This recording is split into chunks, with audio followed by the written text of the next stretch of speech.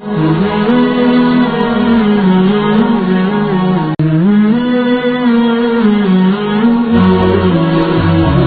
tu boleh katanya, anaknya adalah jelmaan daripada katanya, saham daripada katanya, anaknya merupakan tubuh katanya bahasa kata.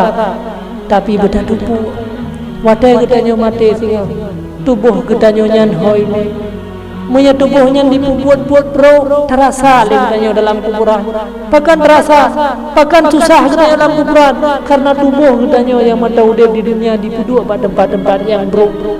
Karena tubuh katanya di dunia menjadi manusia celaka, tubuh katanya yang mentang tinggal, yang mentang mujak-jak di dunianya, yang merupakan darah daging daripada katanya, dia durhaka kepada Allah, melakukan kemaksiatan kepada Allah, maka dia terasa. Watai kamate katanya terasa, watai Allah kira tinggal terasa. Semua itu merupakan tanggung jawab daripada katanya manusia. Maka berhati-hatilah dalam membimbing dan mendidik pada keluarga katanya. Karena tanyalah selamanya yang telah menghancurkan anak katanya. Budak tu boleh katanya anak katanya nyan watai lahir suci.